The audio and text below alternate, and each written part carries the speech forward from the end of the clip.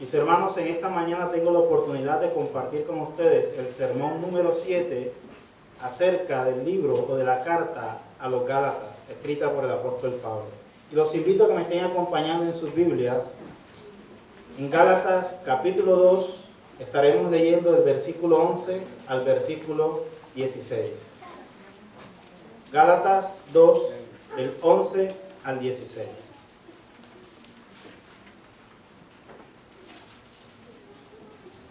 ¿Ya todos lo tienen? Leemos la palabra en el nombre del Señor. Pero cuando Pedro vino a Antioquía, le resistí cara a cara, porque era de condenar. Pues antes que viniesen algunos de parte de Jacobo, comía con los gentiles, pero después que vinieron se retraía y se apartaba, porque tenía miedo de los de la circuncisión. Y en su simulación participaban también los otros judíos, de tal manera que aún Bernabé fue también arrastrado por la hipocresía de ellos. Pero cuando vi que no andaban rectamente conforme a la verdad del Evangelio, dije a Pedro delante de todos: si tú, siendo judío, vives como los gentiles y no como judío, ¿por qué obligas a los gentiles a judaizar? Nosotros, judíos de nacimiento y no pecadores de entre los gentiles, sabiendo que el hombre no es justificado por las obras de la ley, sino por la fe en Jesucristo, nosotros también hemos creído en Jesucristo para ser justificados por la fe de Cristo y no por las obras de la ley. Por cuanto por las obras de la ley nadie será justificado. Mis amados hermanos, continuamos con la carta a los Gálatas, y la carta a los Gálatas es llamada la carta magna a la libertad espiritual. Es la declaración de independencia de los cristianos. Podríamos decir que es el decreto de libertad espiritual que el Espíritu Santo ha entregado a quienes han hecho al Señor Jesús como su Señor y Salvador en su vida. Podríamos también decir que la carta a los Gálatas es el grito de guerra de la Reforma protestante. ¿Por qué? Porque la carta a los Gálatas desarrolla todo el tema del Evangelio de la Gracia. De hecho, la carta a los Gálatas narra que la salvación es por gracia y no por obras. Es decir, es la piedra angular de la fe, de nuestra fe reformada, de nuestra fe evangélica. Es el plan de salvación de Dios mediante el cual nosotros fuimos llamados por la gracia del Señor. Vamos a contextualizar un poco para entrar en detalles. Y esta carta fue escrita por el apóstol Pablo a un grupo específico de iglesia, ¿no? A la iglesia que se encontraba en la región de Galacia, es decir, lo que hoy en día se conoce como Turquía. Y no se refería únicamente a esa zona, sino a un grupo de iglesias que ya estaban plenamente establecidas.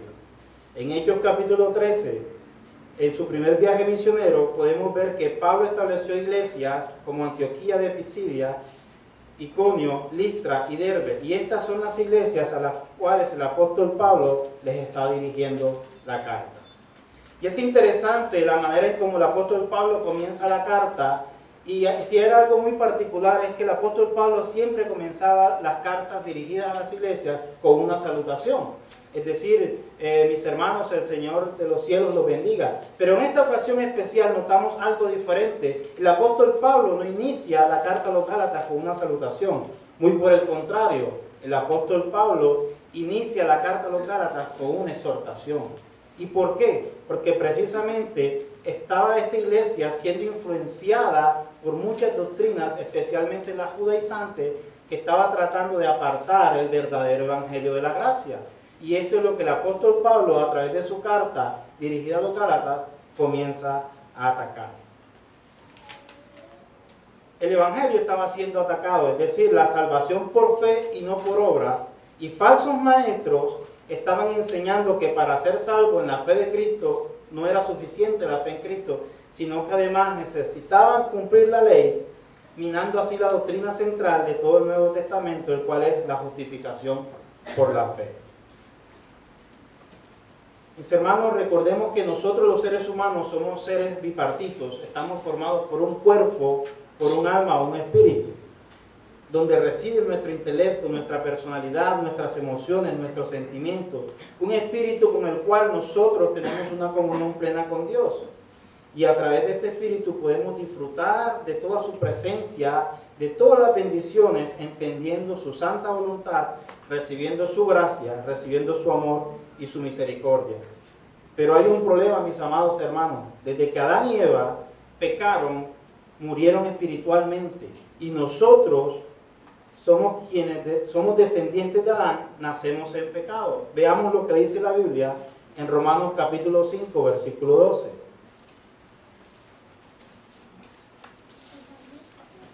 Romanos 5, 12 establece lo siguiente. De Adán, la muerte de Cristo. De Adán, la muerte. De Cristo, la vida. Por medio de un solo hombre, el pecado entró en el mundo y por medio del pecado entró la muerte. Fue así como la muerte pasó a toda la humanidad porque todos pecaron. Y seguidamente leamos Romanos 3:23. Pues todos han pecado y están privados de la gloria de Dios. Mis amados hermanos, todo ser humano cuando nace, nacemos muertos espiritualmente. El espíritu del ser humano está muerto y está atrapado en la temporalidad. Es decir, todo lo que existe para él, todo lo que ve, todo lo que huele, todo lo que toca, está ajeno a la vida de Dios y está incapacitado para ver y entender o disfrutar de este Dios eterno, de Dios, quien es un espíritu invisible para él. Veamos lo que dice la palabra en Hebreos capítulo 11, versículo 3.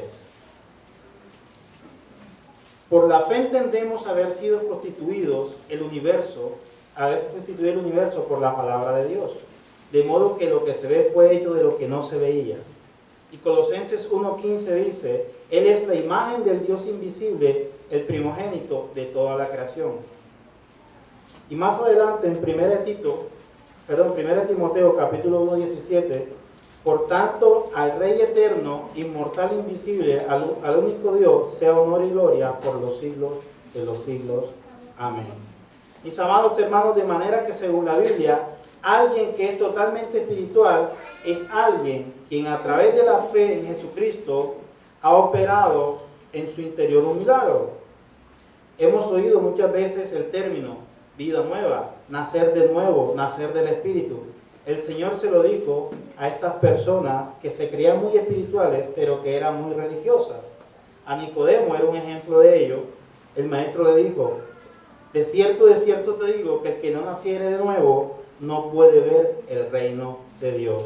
También se lo dijo a aquella mujer samaritana, después de haber sacado agua del pozo. Vosotros adoráis lo que no sabéis, nosotros adoramos lo que sabemos. Porque la salvación viene de los judíos, mas la hora viene, y ahora es cuando los verdaderos adoradores adorarán al Padre en espíritu y en verdad. Dios es espíritu y los que le adoran en espíritu y en verdad es necesario que lo adoren. Eso lo encontramos en Juan capítulo 4 del 22 al 24. Y esto es lo que con la ayuda de Dios, la carta a los Gálatas nos enseñará a discernir. Si lo que llamamos espiritualidad en nuestras vidas es una verdadera espiritualidad o simplemente es un mero legalismo. Ahora, mis hermanos, el legalismo es aquello que las verdaderas personas que no han nacido de nuevo utilizan para esconderse detrás de esto, mostrando una falsa piedad y una falsa conversión a Cristo. Utilizan el legalismo como su arma de defensa. Mis amados hermanos, entonces volviendo al tema, leamos lo que dice el versículo Gálatas, que estábamos leyendo capítulo 2, versículo 11 al 16. Pero antes de esto, quiero introducirles dos cosas importantes. Número uno, cuando nos volvemos legalistas, nos volvemos rígidos, fríos, amargados y perdemos de vista la gracia. Y no solo con Dios, sino también perdemos de vista la comunión con nuestros hermanos. Y en lugar de verlos con misericordia, entonces comenzamos a verlos con recelo y con juicio. Y la gente legalista entonces comienza a juzgar y a robarle la libertad a los demás hermanos en Cristo Jesús. Definamos dos cosas importantes: quién es legalista y qué es la religión, porque de esto es lo que vamos a partir para nuestra enseñanza en esta mañana. El legalista es alguien que está enfocado en lo externo, quien para justificarse a sí mismo en su exterior procura cumplir los ritos, liturgias y tradiciones, haciendo todo tipo de obras, guardando apariencia, pero en su corazón sigue siendo el rey. El Dios al que supuestamente conoce solo es un medio para alcanzar sus deseos egoístas. Alguien que vive alguien que vive cuidando su vida para no ser expulsado y para vivir de apariencia ante los demás. ¿Y qué es la religión? El hombre ha intentado alcanzar a Dios por muchos métodos, en sus propias fuerzas, con ritos, con liturgias, creando dioses a su propia imaginación, justificándose el hombre a sí mismo como bueno, perdonable, bendecible, para echárselo en cara a Dios, para pretender hacer a Dios como un deudor suyo y tener a Dios como aquella persona que le tiene que dar sin esta persona darle algo a cambio. En contraste con eso, miramos que el Evangelio de la Gracia, las buenas noticias de parte de Dios, nos anuncian justo lo contrario a esto. Es decir, que no se puede llegar al cielo ni alcanzar perdón o bendición a través de la religión, a través de ritos o a través de liturgias, ni por nuestras propias capacidades. Simplemente el Evangelio nos muestra que alguien ya pagó por nosotros y que hizo lo que tenía que hacer por nosotros cuando nosotros no podíamos hacer absolutamente nada. Y esto lo hizo gratuitamente y nos ofreció la salvación y vida eterna como un regalo. Esto es la gracia, es decir, nos da lo que verdaderamente no merecemos. Imaginemos esa escena donde uno de los pilares de la iglesia cristiana, de la primera iglesia de los siglos, el apóstol Pedro, entró en este juego, se dejó llevar y arrastrar por la corriente judaizante del momento. Ahora, si este hombre, que era una persona utilizada por Dios, fue arrastrada por esta corriente, también nosotros debemos cuidarnos de esta forma, mis amados hermanos. Y ahí es donde voy a partir en esta mañana, y el sermón lo he titulado La autosuficiencia y la gracia. Y tocaremos dos aspectos importantes en esta mañana. El número uno, la gracia de Dios no es una experiencia de una sola ocasión. Estamos llamados a perseverar en ella y no nos deslizaremos a la autosuficiencia. Y el segundo punto que veremos en esta mañana es: quien se entrega a la autosuficiencia pierde de vista la gracia y comienza a creer que él es autojustificado por su propio mérito. Entonces veamos lo que dice Gálatas capítulo 2, versículo 11. Pero cuando Pedro vino a Antioquía, le resistí cara a cara porque era de condenar.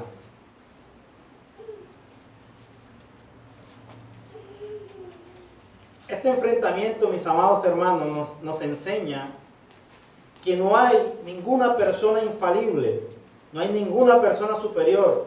Cada hombre tiene y presenta las mismas debilidades y por lo tanto cada uno de nosotros tenemos la misma necesidad de estar constantemente monitoreando nuestra fe, cuidando de permanecer en la palabra de Dios. Veamos lo que dice 1 Corintios capítulo 12.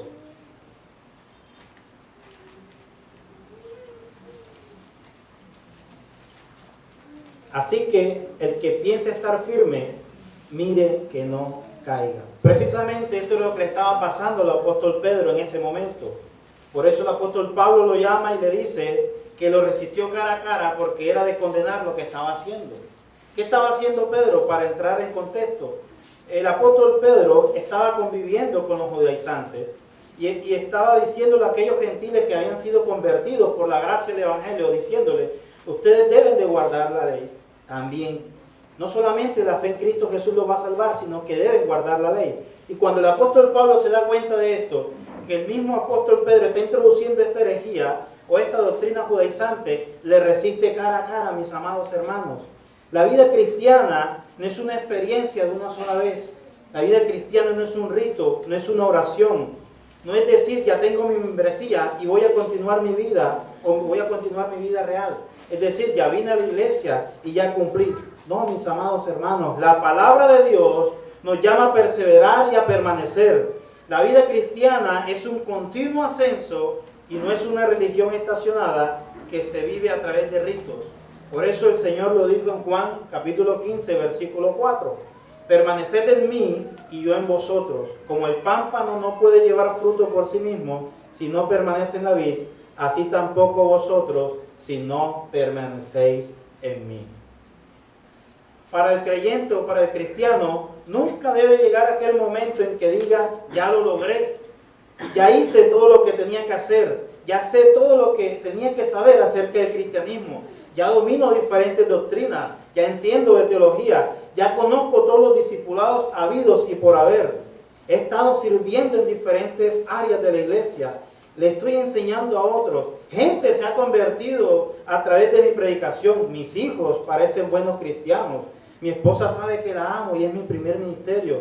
Bueno, ahora, sin más que hacer, voy a descansar, me voy a dar unas vacaciones espirituales.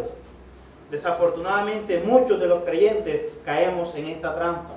Y eso es lo que le estaba sucediendo a la iglesia de Galacia. En este momento, mi hermano, cuando llegamos a ese punto y a ese nivel, quiero decirte que es cuando más cerca estamos de la caída. Y si nos damos cuenta, cuando estamos cerca de la caída, no importa qué servicio estemos cumpliendo en la iglesia, no importa si soy pastor, no importa si soy diácono, le pasó al mismo apóstol Pedro. ¿Y quién se queda para nosotros que somos simples siervos del Señor? Mis amados hermanos, lo que les quiero demostrar es que el apóstol Pedro se deslizó y cayó en este falso legalismo porque se dejó llevar por la autosuficiencia. Y esto es lo que nos advierte el Señor a través de su palabra, que nosotros debemos permanecer vigilantes en cada una de las cosas que hacemos para no caer en el mismo error. El mismo apóstol Pablo se cuidaba. Mis hermanos, la vida cristiana, nuestra vida cristiana es un constante ascenso. Nosotros debemos diariamente vivir y permanecer en la gracia que Cristo nos llamó. Permanecer cada día meditando en su palabra en todo momento. Porque la Biblia dice que Satanás anda como león rugiente buscando a quien devorar. Y nosotros estamos en guerra constante cada día con nuestro enemigo común, que es Satanás. Nunca estamos en tregua. Y cuando me refiero a que estamos en guerra constante, no me refiero a que estamos reprendiendo a Satanás cada día, porque para eso no nos llamó el Señor. Cuando me refiero a que estamos en guerra constante, es porque el enemigo, el enemigo busca cada día hacernos caer de nuestra fe, hacernos débiles en nuestras creencias en el Señor, debilitándonos.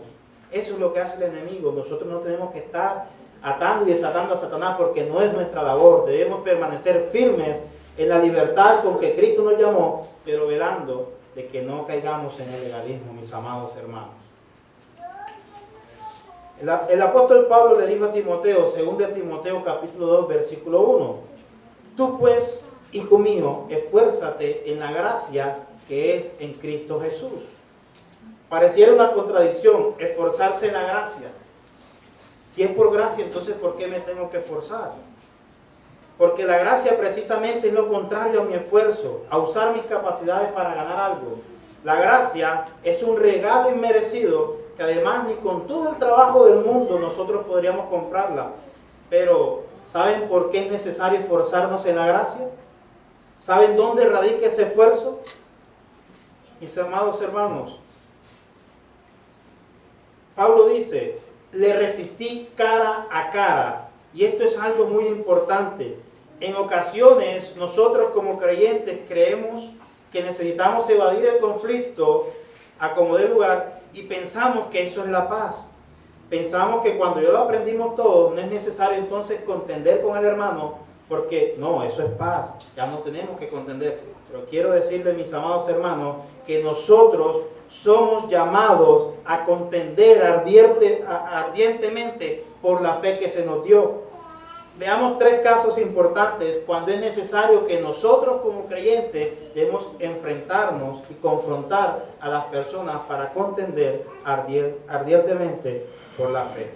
Número 1, cuando se trata de que a causa de la verdad estamos siendo difamados por los de afuera y nuestra reputación o imagen está siendo dañada. El Señor dijo que es una bienaventuranza que hablen mal de nosotros y que nos difamen por hablar y pararnos enfrente de la verdad. Al Señor lo aborrecieron, a sus verdaderos discípulos lo aborrecieron. De hecho, cuando el mundo nos aborrece a nosotros por causa de la verdad, por causa del Evangelio, es una señal que verdaderamente le amamos al Señor y que estamos viviendo para el Señor y no para el mundo. El segundo caso, mis hermanos, es si en una situación de pecado dentro de la iglesia necesitamos tratarlo con espíritu mansedumbre y siempre considerarnos a nosotros mismos, porque con la vara que nosotros midamos, dice la Biblia que seremos medidos.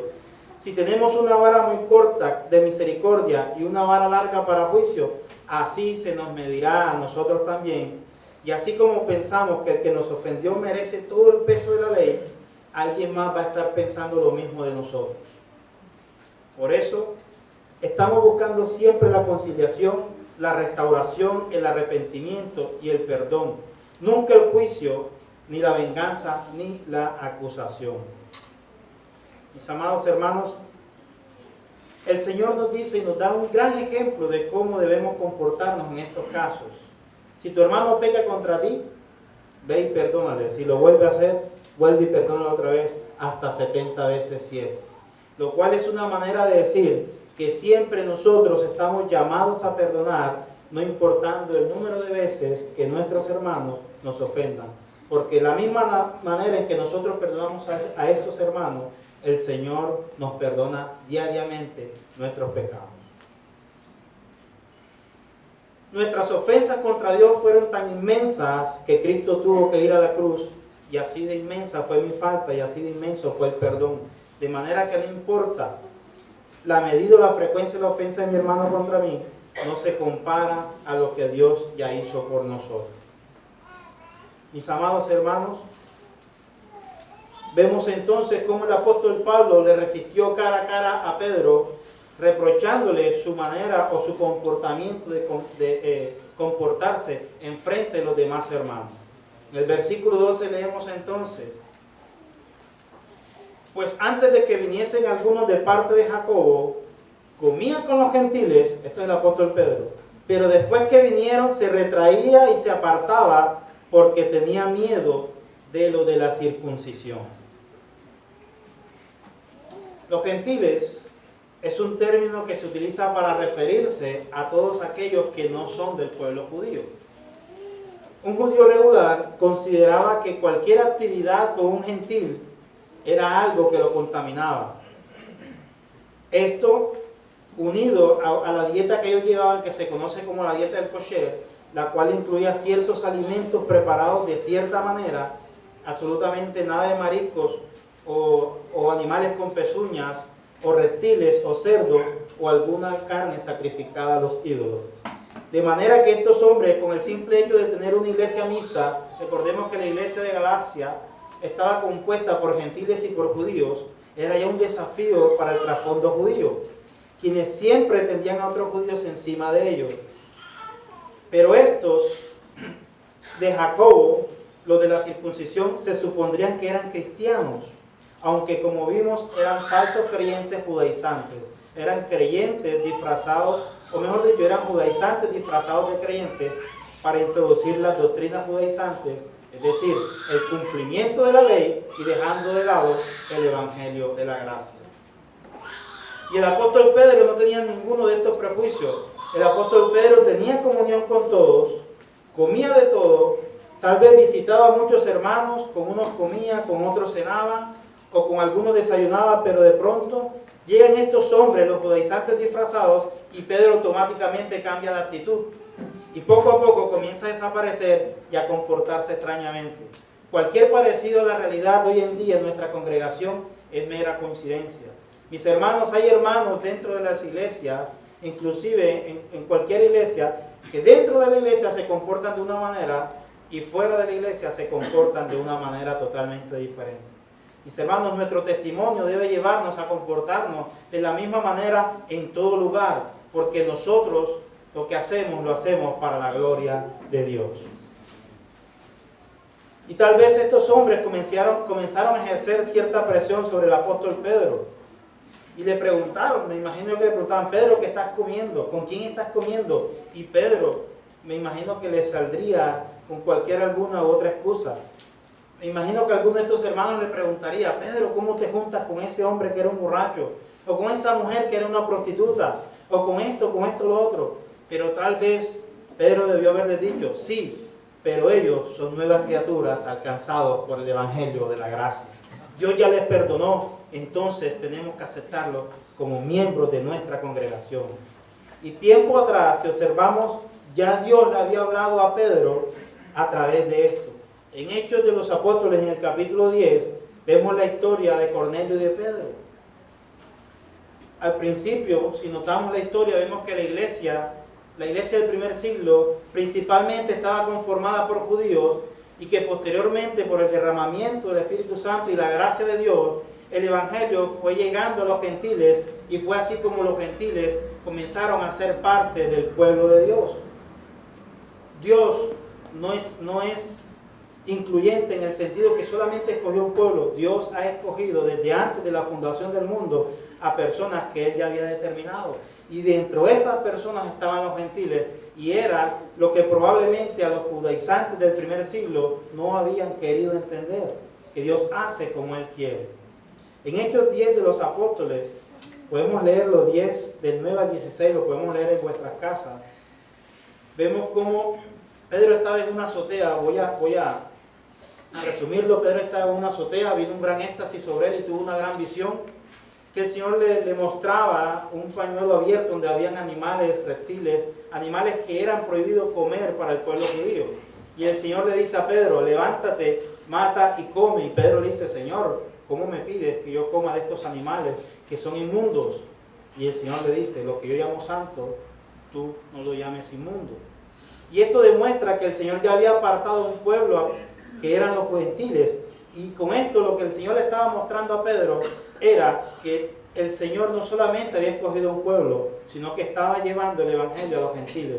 Y Pedro fue uno de los principales actores que el Señor utilizó para la expansión del Evangelio a estos pueblos gentiles. Pero vemos después cómo el Señor también levanta al apóstol Pablo para que continúe esta gran y loable tarea que es la de predicar el Evangelio.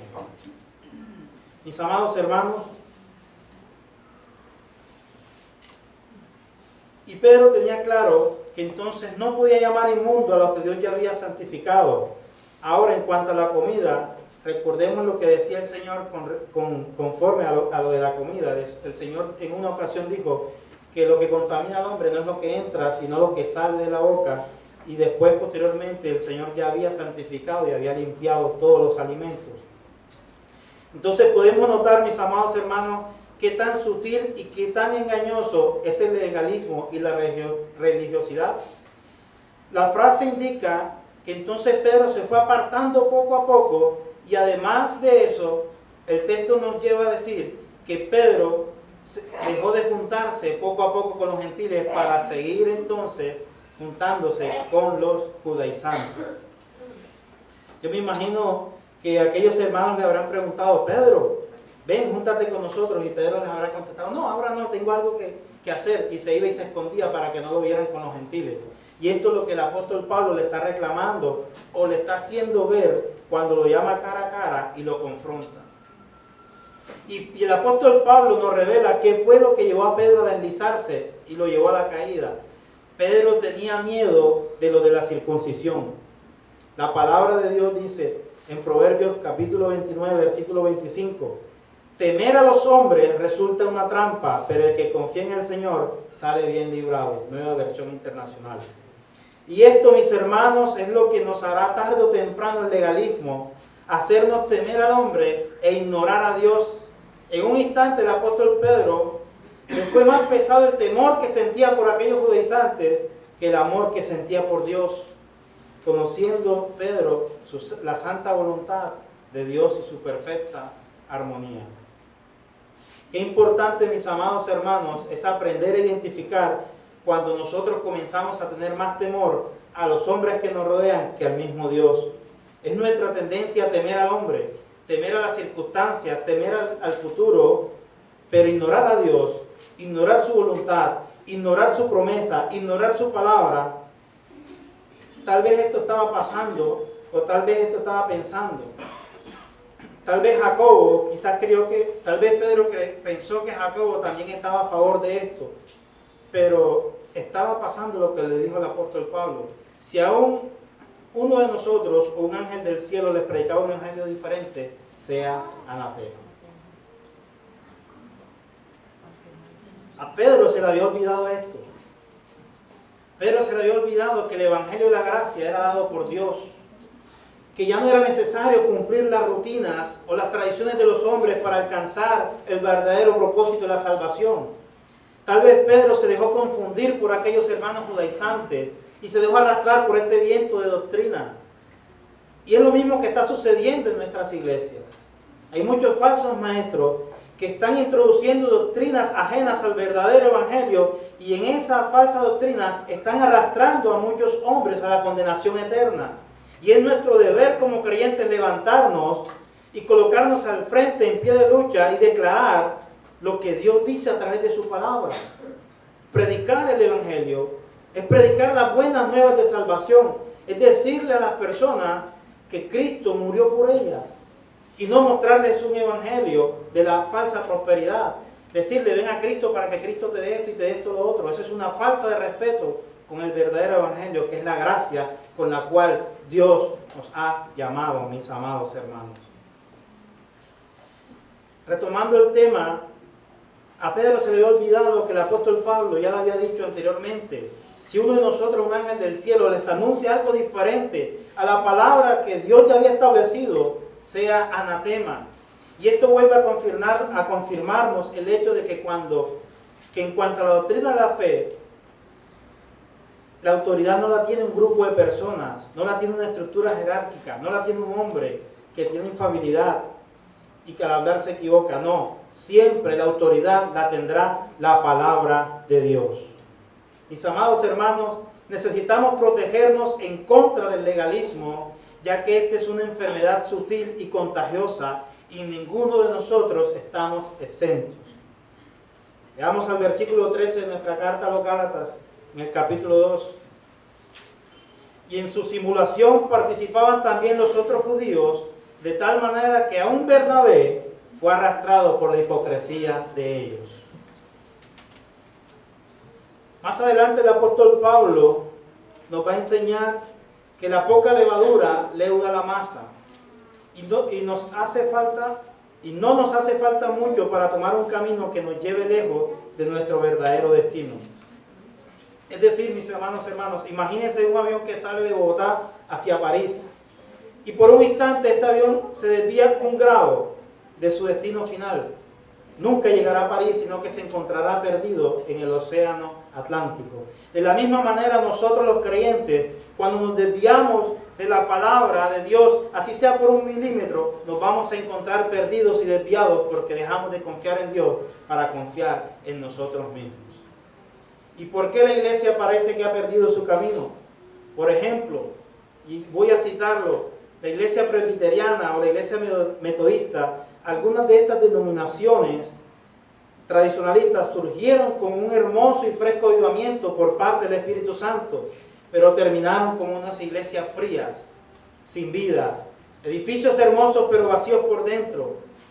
¿Y qué podemos decir recientemente de la iglesia presbiteriana, la más grande de los Estados Unidos, aceptando ministros homosexuales dentro de su congregación? Esto nos debe llevar a nosotros a pensar y a reflexionar si verdaderamente nosotros estamos viviendo como legalistas o estamos meditando cada día en la palabra de Dios. ¿Qué le sucedió a estas iglesias? Pensaron que ya lo tenían bajo control. Comenzaron con un poco de legalismo por aquí, tradiciones por allá, cerraron sus Biblias y el resto, mis hermanos, ya es historia, ustedes lo conocen. Por eso, mis amados hermanos, nosotros necesitamos cuidarnos de no permitir ni ceder ni 1 milímetro al legalismo, al tradicionalismo, porque podemos terminar literalmente perdidos. Pedro no se mantuvo firme, cedió ante la presión. Los demás, al ver que Pedro, el líder, estaba haciendo esto, le fue más fácil seguir a la corriente, de manera que hasta Bernabé se dejó arrastrar se dejó arrastrar por Pedro. Se dejaron llevar por la corriente de la simulación. Y me llama mucho la atención que así es como Pablo le llama, una simulación, una puesta en escena, una vil actuación, porque todos sabían que estaba mal, pero nadie se atrevía a decirlo y a confrontarlo. Todos sabían que estaba mal y seguían la simulación. Pero el apóstol Pablo se levantó y comenzó a exhortarlos, a decirles que todo estaba mal. Esto también nos enseña, mis hermanos, que si estamos al frente, ya sea como padres de familia, o si el Señor nos ha puesto a servir como discipuladores, como diáconos, como pastores, es mucha la responsabilidad que nosotros tenemos. Porque en especial los nuevos creyentes, mientras aprendan a depender de sí mismos por la palabra de Dios, la única referencia, el único parámetro que van a tener somos nosotros. Y es una gran responsabilidad el mensaje que nosotros damos. Que el mensaje que nosotros damos debe estar de acorde a nuestra conducta. Las dos deben de estar de acuerdo, nuestra conducta y nuestro testimonio.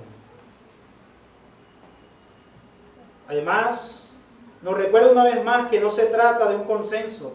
No se trata de que si yo tengo 10,000 seguidores en Facebook o en las redes sociales, no se trata de que si yo coloco una publicación y obtengo 10,000 likes en las redes sociales. No.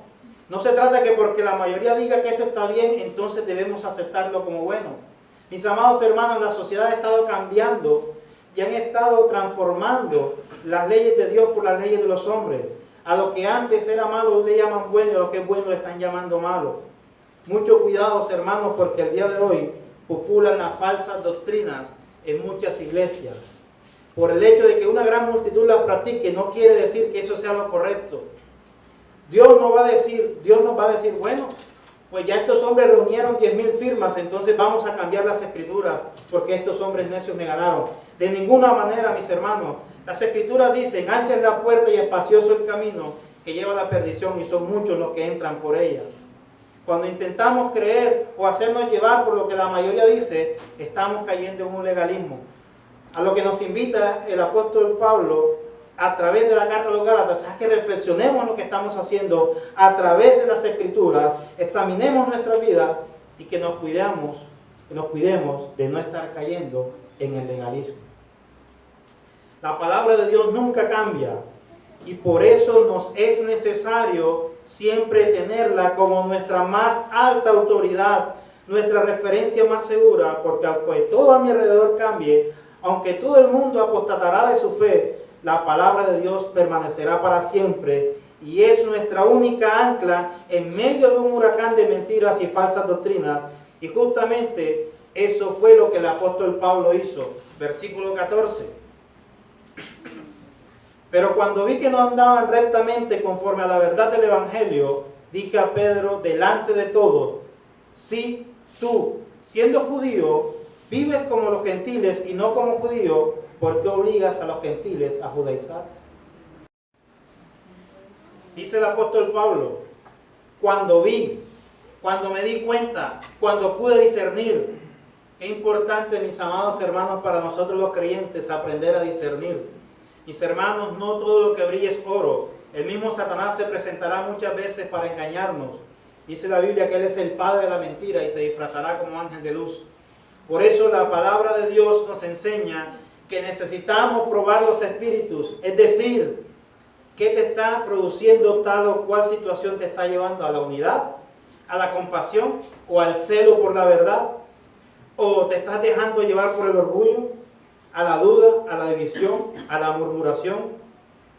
Primera de Juan capítulo 4, versículo 1. Vivamos en el Espíritu, queridos hermanos. No crean a cualquiera que pretende estar inspirado por el Espíritu, sino sométanlo a prueba para ver si es de Dios, porque han salido del mundo muchos falsos profetas. Seguramente el apóstol Pablo pudo notar que se estaba desarrollando una división, que el orgullo estaba llevándolos a tomar las decisiones equivocadas. De pronto el ambiente se estaba colocando un poco raro. Algo estaba sucediendo. El amor y la unidad, la coinonía, no se estaba llevando a cabo en la iglesia hasta que Pablo se da cuenta y para sí Pablo piensa, será muy Pedro y esto será muy de Jacobo, pero ustedes están equivocados. Estoy parafraseando lo que el apóstol Pablo le dijo a Pedro. Solo hay una verdad, solo hay un evangelio, el evangelio de la gracia de Cristo Jesús. Y Pablo reprende a Pedro delante de todos, delante de toda la congregación. Y es muy importante, mis amados hermanos, que cuando hay un pecado público, de la misma manera se tiene que reprender. Una iglesia que no reprende el pecado de la manera correcta, muy pronto se convierte en un desastre y se pierde toda autoridad, se pierde el propósito de ser sal y luz en el mundo, en un mundo lleno de tinieblas. Es verdad, mis amados hermanos, debemos de tener paciencia con los nuevos creyentes, pero esto no significa que esté bien lo que estén haciendo. Personalmente creo que la gente necesita cierto tiempo y hay que darle la oportunidad de entender su pecado. Y hay que darle tiempo para que entiendan la necesidad de un Salvador. Para unos este tiempo es más corto que para otros. Sin embargo, si el pecado es público, la reprensión necesita ser pública. El apóstol Pablo se lo escribe a su hijo Timoteo, 1 Timoteo capítulo 5, versículos 19 y 20. Contra un anciano no admitas acusación, sino con 2 o 3 testigos. A los que persisten en pecar, entonces sí, repréndelos delante de todos, para que los demás también teman. Y esto precisamente es lo que estaba haciendo el apóstol Pablo, reprendiendo al apóstol Pedro delante de todos públicamente, porque ya se había dejado llevar por los vientos de doctrina. Muchos dirán, pero pastor, ¿no debería ser así? ¿En la iglesia no debe ser solamente amor y paz? Mis hermanos, definitivamente no. El conflicto no es necesariamente malo. Si la fuente del conflicto es la carnalidad, obviamente el fruto de ese enfrentamiento va a ser carnal y va a ser desastroso. Pero si la fuente del conflicto es pararse firme delante de la verdad del Evangelio, este conflicto no solo es necesario, sino que es un acto de amor cuando enfrentamos el pecado con la verdad del Evangelio. Les hago una pregunta retórica. ¿Qué pensarían ustedes si van al médico y el doctor les descubre cáncer? Entonces el doctor de pronto dirá, bueno, no le voy a decir que tiene cáncer porque si le digo, pobrecito, a este hombre le voy a dar una mala noticia. ¿Ustedes preferirían que el doctor lo tratara así? ¿O que definitivamente el doctor le diga, tienes cáncer y te tienes que operar, es la única forma de salvarlo? Créanme, mis hermanos, que preferiríamos la segunda parte. De la misma manera, así somos nosotros con el Evangelio. Nosotros no tenemos que estar tapando el pecado a nadie, sino confrontar el pecado a través de la palabra de Dios. Y este trabajo era precisamente lo que el apóstol Pablo estaba haciendo, confrontando a Pedro a través de la palabra de Dios. Nunca debemos olvidar, mis amados hermanos, que el verdadero compañerismo y la unidad de nosotros los cristianos se debe construir en base en la verdad, nunca en la falsedad. No importa si desde el punto de vista humano hay un aparente beneficio, es decir, no, lo que pasa es que esta persona da buenos dividendos, trae buenas ofrendas a la iglesia. Nosotros no estamos interesados en el dinero, nosotros estamos interesados en perseverar una iglesia pura y sin mancha, tal cual como el Señor la ha entregado a cada uno de nosotros. Mis hermanos, el dar concesiones a la mentira y al pecado en la iglesia es debilitarla, es hacerla perder su propósito. Si pretendemos entonces perseverar la paz mediante la negociación de la verdad, solo vamos a obtener una falsa paz, y es que este mundo nos da, y no la paz del Señor que viene verdaderamente a estar reconciliándonos con Dios. El vínculo de la paz no tiene que ver con una paz a cualquier precio, sino con la paz basada en la palabra de Dios y establecida por el Espíritu de Dios. Por la unidad del Espíritu Santo nos trae el enfocarnos a que todos somos cristianos y vivimos en la unidad bajo el mismo Espíritu. La iglesia, mis hermanos, no se trata de un club social, ni decirle, únete a los optimistas. Como ya lo dije anteriormente, uno de los propósitos principales de la iglesia es ser columna y baluarte de la verdad. Estamos para definir la verdad, para modelar la verdad, para demandar la verdad y para declarar la verdad. Aunque tu hermano te caiga gordo, aunque yo les caiga gordo por decirle la verdad, discúlpenme, pero siempre les voy a molestar con la verdad del Evangelio. No es que yo me sienta más que tú, y no es que mi hobby sea condenar a las personas, no, sino es por tu bien. Porque no hay cosa más dañina ni más destructiva para nosotros que consentir el pecado dentro de la congregación. Y cuando confrontamos el pecado, verdaderamente nos estamos preocupando por los hermanos en la fe, en Cristo Jesús. Mis hermanos, siempre les predicaré desde este lugar. Si estás viviendo en unión libre, si estás en fornicación, si estás practicando algún pecado, quiero decirte, arrepiéntete y deja de hacerlo. ¿Sabes por qué? Porque es un pecado delante de Dios. Y nuestra labor es mostrar el pecado para que la iglesia sea pura delante de Dios. Mi hermano, si eres un murmurador, si eres un chismoso, arrepiéntete. Tu pecado es contra el cuerpo de Cristo y mira lo que dice la palabra del Señor. Proverbios capítulo 6, versículo 16 al 19. No lo digo yo, lo dice el Señor a través de su palabra. Proverbios 6, 16 al 19.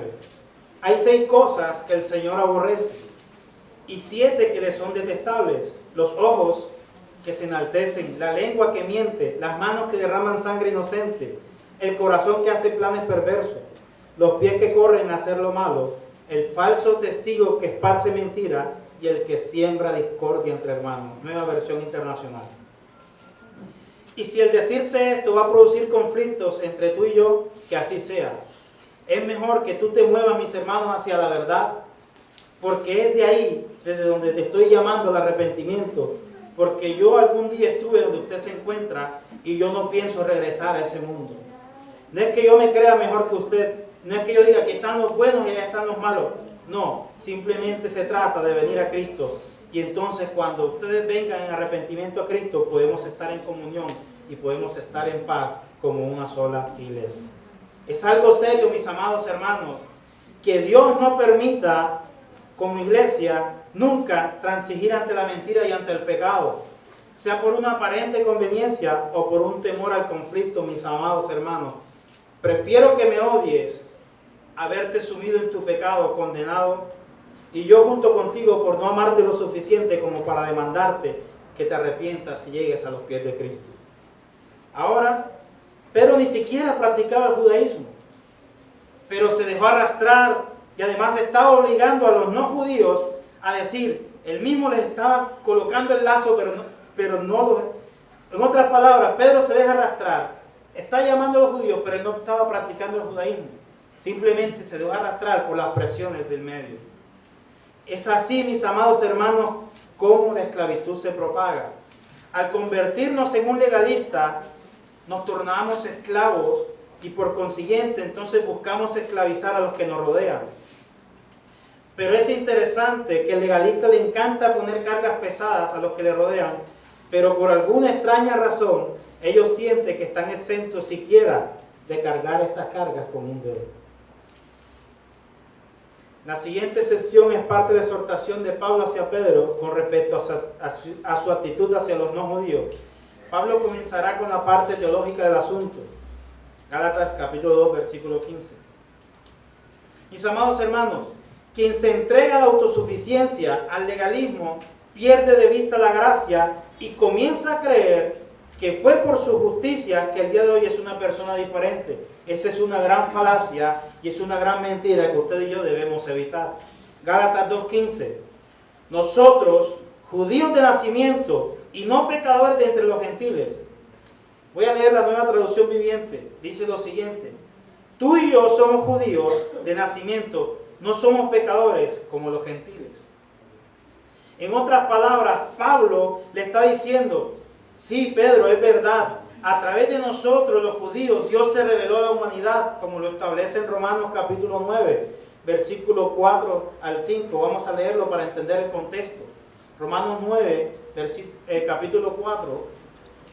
Romanos capítulo 9, versículo 4 y 5.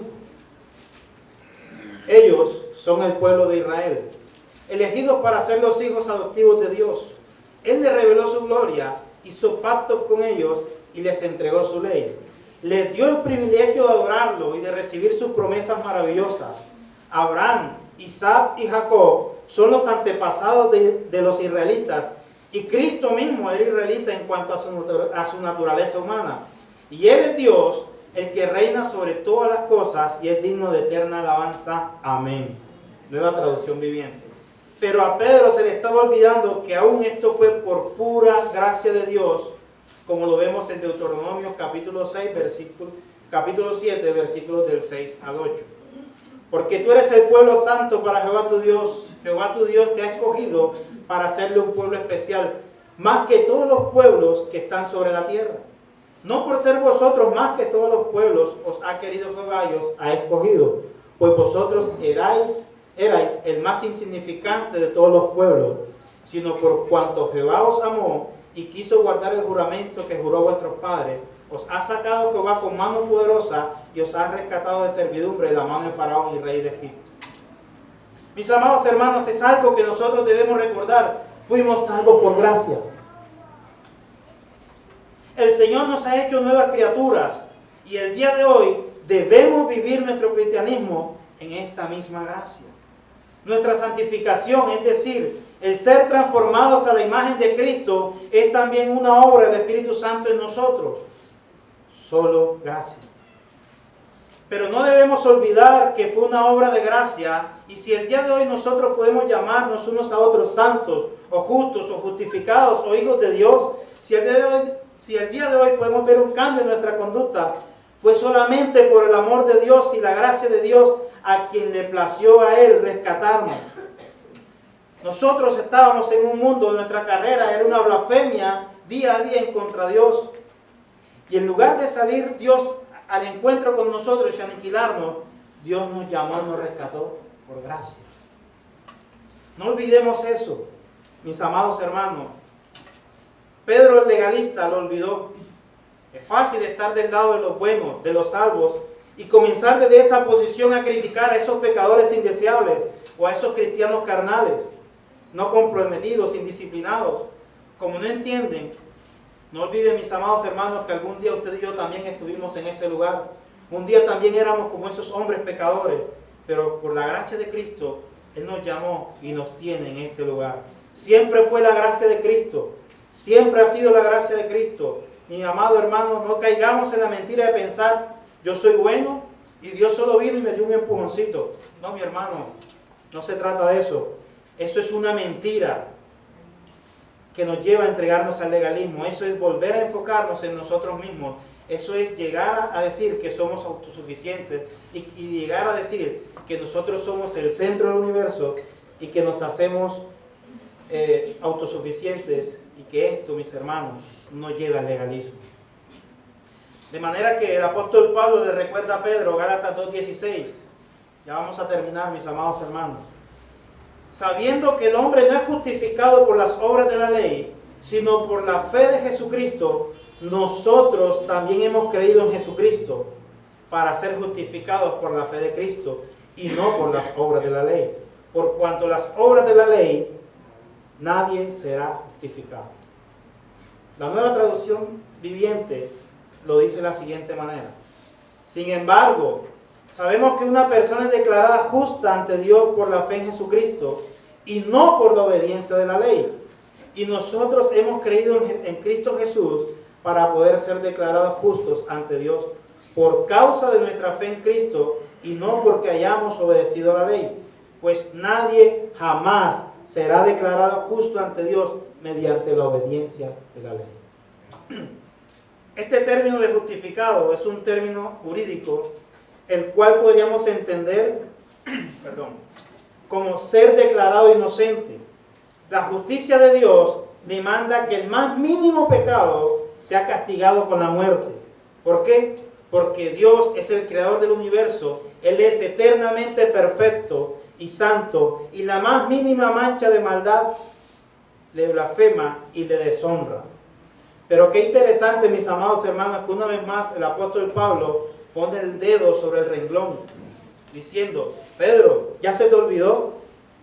Si el día de hoy tienes libertad, no fue por las obras de la ley, fue por la gracia de Dios.